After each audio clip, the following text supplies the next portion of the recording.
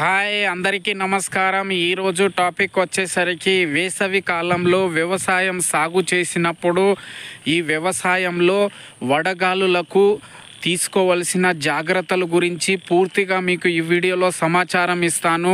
కాబట్టి వీడియో అనేది ఫస్ట్ నుంచి చివరి వరకు చూడండి. అలాగే లైక్ చేయండి, సబ్స్క్రైబ్ కూడా చేయండి. మీరు చేసే లైక్ సబ్స్క్రైబ్ వల్ల నాకు చిన్న ఇన్స్పిరేషన్స్ లభిస్తుంది. అలాగే అగ్రికల్చర్కి సంబంధించిన మీకు ఏమైనా వీడియో కావాలన్నా నాకు కామెంట్ రూపంలో తెలియజేస్తే అలాంటి వీడియో మీ కొరకు అప్లోడ్ చేస్తాను. అందరికీ తెలుసు, ఈ వేసవి కాలం అంటే మనకు మార్చి నుంచి జూన్ వరకు కూడా ఉష్ణోగ్రత పెరుగుదల జరుగుతూ ఉంటుంది. అలాగే ఏప్రిల్ నుంచి మే నెలల్లో ఎక్కువగా వడగాలులు వస్తూ ఉంటాయి. అలాగే ఉష్ణోగ్రత తీవ్రతను మనుషుల మీదనే కాకుండా మొక్కల మీద కూడా ప్రభావం చూపుతాయి. అలాగే మొక్కల మీద, అదేవిధంగా పశువుల మీద, కోళ్ళ మీద కూడా ఈ ఉష్ణోగ్రత అలాగే వడగాలులు ప్రభావం ఎక్కువ చూపుతూ ఉష్ణోగ్రత పెరగడం, అదేవిధంగా గాలిలో తేమ శాతం తగ్గడం మరియు ఎక్కువసేపు ఈ వేడి గాలికి గురి కావడం వల్ల మొక్కలలో నీరు తొందరగా ఆవిరి అయి వడిలిపోయి చనిపోయే ప్రమాదం ఎక్కువ ఉంటుంది. వ్యవసాయంలో వడగాలులకు తీసుకోవాల్సిన జాగ్రత్తలు. సో ఇంతకుముందే చెప్పాను, మీకు 10 పాయింట్లు చెప్తానని. ఆ 10 పాయింట్ల గురించి ఇప్పుడు డీటెయిల్గా వివరిస్తాను. సో మొదటికి వచ్చేసరికి వేసవిలో మనము పంట సాగు చేసుకున్నట్లయితే దాదాపుగా ఫిబ్రవరి 15వ తారీఖు లోపల మనము విత్తనాలు విత్తుకోవడం కంప్లీట్ చేసుకోవాలి. లేదా నాటడానికి నాటు కంప్లీట్ చేసుకోవాలి. అలా చేసుకున్నట్లయితే మనకు ఏప్రిల్ మరియు మే నెలలో వీచే వడగాలుల వల్ల మనకు పంటను పుష్పించే దశ నుంచి మనం తప్పించి దిగుబడి అనేది పొందవచ్చు అన్నమాట. ఆ విధంగా ఫిబ్రవరి 15వ తారీఖు లోపల కంప్లీట్ చేసుకోవడం మంచిది. సో అలాగే మనకు రెండవ పాయింట్ చూసుకున్నట్లయితే ఉష్ణోగ్రత పెరుగుతున్నప్పుడు అలాగే పంట కీలక దశలో నీటి తడులు అనేది సంఖ్య పెంచాలి. ఎండాకాలంలో ఉష్ణోగ్రత పెరిగినప్పుడు మనం నీటి తడి అనేది ఎక్కువ పెట్టాలి. అలాగే నీటి తడిల గ్యాప్ అనేది వ్యవధిని తగ్గించాలి. ఉదాహరణకు మనకు 10-15 రోజులు గ్యాప్ ఇచ్చుకుంటూ ఉంటాం. అలా చేయకుండా మనకు వెంటనే తడి ఇవ్వాలి. 3 రోజులకు 4 రోజులు అవసరాన్ని బట్టి, ఎండని బట్టి 2 రోజులకు 3 రోజులకు వాటర్ పెడుతూ ఉండాలి. అలాగే మూడవ పాయింట్ చూసుకున్నట్లయితే వేసవి కాలంలో ఉష్ణోగ్రత పెరుగుతుంది కాబట్టి ఉదయం పూట అలాగే సాయంత్రం పూట ఈ యొక్క టైంలో వాతావరణంలో కొద్ది చల్లదనం ఉంటుంది. కాబట్టి ఈ టైంలో మనము మొక్కలకు వాటర్ పెట్టుకున్నట్లయితే ఆ వాటర్ అనేది ఆవిరి కాకుండా మొక్క మొదల దగ్గర వెళ్ళి అలాగే భూమి లోపల ఇంకిపోయి ఈ మొక్కలు అనేది పూర్తిగా వాటర్ని పీల్చుకోవడం జరుగుతుంది. కాబట్టి ఈ వేసవి కాలంలో వాటర్ ఇచ్చినట్లయితే ఉదయం పూట లేదంటే సాయంత్రం పూట ఇచ్చేటట్టు చూసుకోవాలి. సో అలాగే 4వ పాయింట్ చూసుకున్నట్లయితే మనము వేసవి కాలంలో ఇప్పుడు కొందరికి నీటి తడి అనేది తక్కువ ఉంటుంది, వాటర్ ఫెసిలిటీ అంటే తక్కువ ఉంటుంది సహజంగా. కాబట్టి నీటి వసతి తక్కువ ఉన్నప్పుడు బిందు సేద్యం పద్ధతి ద్వారా పొదుపు నీటి వాడుకోవడం దానివల్ల లాభదాయకంగా ఉంటుంది. బిందు సేద్యం అంటే డ్రిప్ లాంటివి ఉన్న వాళ్ళు డైరెక్ట్గా ఈ వేసవి కాలంలో మనము అలా వాటర్ ఇచ్చినట్లయితే మనము వాటర్ అనేది సేవ్ చేసుకోవచ్చు. నీటి వాడకం అనేది సేవ్ చేసుకొని లాభదాయకంగా ఉంటుంది.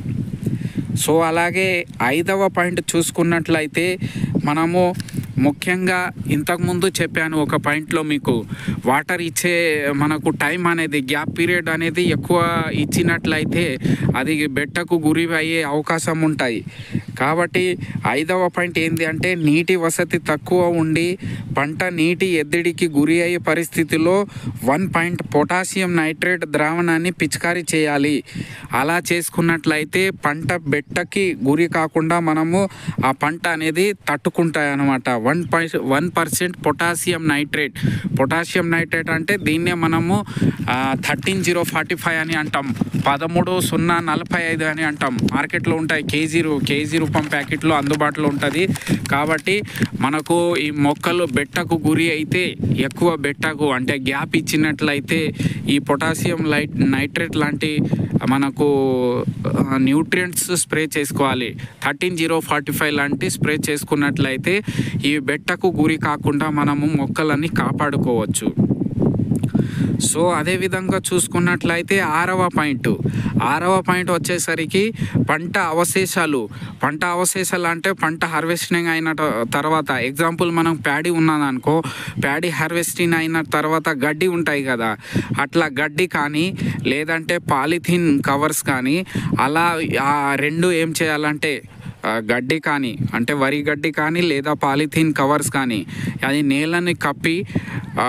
నేలను కప్పుకోవాలి. అలా కప్పుకున్నట్లయితే మనం తేమ శాతాన్ని సురక్షితం చేసి పంటని వేడి నుంచి కాపాడుకోవచ్చు. అంటే తేమ శాతం కూడా ఉంటుంది, అలాగే వేడి నుంచి ఈ గడ్డి లాంటి మనము పరుచుకున్నట్లయితే పంటల్లో వేడి అనేది తలగవు, అలాగే తేమ శాతం అనేది మంచిగా ఉంటుంది కింద. అలా 6వ పాయింట్. అదేవిధంగా 7వ పాయింట్ చూసుకున్నట్లయితే మనము జనరల్గా కూరగాయల పంట వచ్చేసరికి చాలా సున్నితంగా ఉంటుంది. కాబట్టి ఇలాంటి టైంలో మనకు ఒకవేళ కూరగాయ లాంటి పంట సాగు చేసుకున్నట్లయితే ఈ పంటలు సున్నితంగా ఉంటాయి. కాబట్టి ఈ పొలం చుట్టూ కానీ పంటల చుట్టూ కానీ గుబురుగా ఉండి ఎత్తైన చెట్లను పెంచుకోవాలి. అలా పెంచుకున్నట్లయితే ఏమవుతుందంటే ఈ వేడి గాలి వస్తూ ఉంటాయి కదా, వేడి గాలి వీచి డైరెక్ట్ ఈ మొక్కలని మనము పంటలను కాపాడుకోవచ్చు అన్నమాట. అంటే వేడి గాలి వల్ల డైరెక్ట్ మొక్కలకు తాకకుండా ఈ గుబురు లాంటి ఎత్తైన మనకు చెట్లు మనం పెట్టుకున్నట్లయితే వాటి తాకిడికి అలాగే అడ్డుకోవచ్చు మనము. అంటే ఈ కూరగాయ లాంటి పంటకు ఎక్కువగా ఆశించవు వేడి గాలి లాంటి, దానివల్ల కూడా మనము పంటను సురక్షితం చేసుకోవచ్చు మన కూరగాయ లాంటి పంటలు. సో అదేవిధంగా 8వ పాయింట్ చూసుకున్నట్లయితే కూరగాయలు సాగు చేసుకున్నట్లయితే మార్కెట్లో అధిక ఉష్ణోగ్రతను తట్టుకునే రకాలు కూడా అందుబాటులో ఉంటాయి. అలాంటి టైంలో ఈ అధిక ఉష్ణోగ్రతను తట్టుకునే రకాలు ఎంచుకోవాలి. అలా ఎంచుకున్నట్లయితే మనం ఈ ఉష్ణోగ్రత నుంచి తట్టుకొని మంచి దృఢంగా బలంగా పెంచి దిగుబడి పొందగలము. సో అదేవిధంగా 9వ పాయింట్ చూసుకున్నట్లయితే పంట కోతల అనంతరం రైతులు తన పొలాన్ని వేసవిలో లోతు దున్నుకోవాలి. అలా దున్నుకున్నట్లయితే లోపల ఉన్నటువంటి కలుపు ఉంటుంది కదా, ఆ కలుపు యొక్క విత్తనాలు ఉంటాయి, అవి బయట వస్తుంది.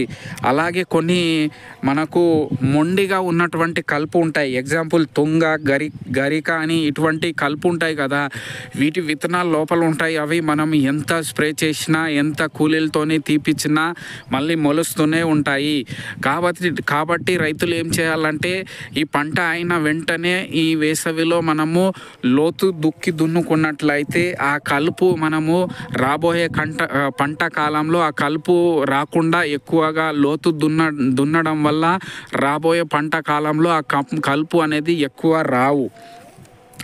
అలాగే మనము లోతు దున్నడం వల్ల కింద కోశక దశలో ఉన్నటువంటి పురుగులు అవి బయటకి వస్తాయి, పైకి వస్తాయి. అలా రావడం వల్ల ఎండలో అవి చనిపోవడం జరుగుతుంది. సో ఇది 9వ పాయింట్. అలాగే 10వ పాయింట్ చూసుకున్నట్లయితే మనము వేసవిలో అంతరకృషి చేయడం వల్ల నీరు అనేది ఆవిరి కాకుండా ఆపడమే కాకుండా మొక్కలకు పోషకాలు సమర్థవంగా గ్రహించేటట్టు చేసుకోవచ్చు. అంతరకృషి చేసుకోవాలి. అలా అంతరకృషి చేసుకున్నట్లయితే మనకు నీటి అనేది ఆవిరి కాకుండా కాపాడుకొని ఆ మొక్కలకు పోషకాలు అందించడానికి తోడ్పడతాయి. కాబట్టి అంతర్కృషి కూడా చేయడం మంచిది. ఇలా ఇప్పుడు నేను మొత్తం 10 పాయింట్లు చెప్పాను. ఈ 10 పాయింట్లు మీరు పాటించి అలాగే మీరు కూడా పాటించుకున్నట్లయితే ఈ మంచి దిగుబడి సాధించవచ్చు. 10 పాయింట్లు పాటించుకుంటూ అలాగే వాతావరణ కేంద్రము అదేవిధంగా కేవీకే నుంచి 5 రోజులు ముందుగా వచ్చే వడగాలుల హెచ్చరికను పంపిస్తూ ఉంటారు. ఆ హెచ్చరికను కూడా రైతులు ముందుగా తెలుసుకొని దానికి అనుగుణంగా అవి పాటించుకుంటూ ఈ వ్యవసాయంలో మనకు తగు చర్యలు అంటే వాటర్ పెట్టడం కానీ ఆ హెచ్చరికని చూస్తూ దానికి అనుగుణంగా వాటర్ ఎప్పుడు పెట్టాలి, అదేవిధంగా అగ్రికల్చర్లో మనకు ప్రాక్టీస్ చేయాలి అనేది అంటే కల్చరల్ ప్రాక్టీస్ ఎప్పుడెప్పుడు చేయాలనేది దానికి అనుగుణంగా పాటించుకున్నట్లయితే ఈ మనకు వేసవి కాలంలో కూడా దిగుబడిని తగ్గకుండా అధిక దిగుబడిని పొందవచ్చు. ధన్యవాద్.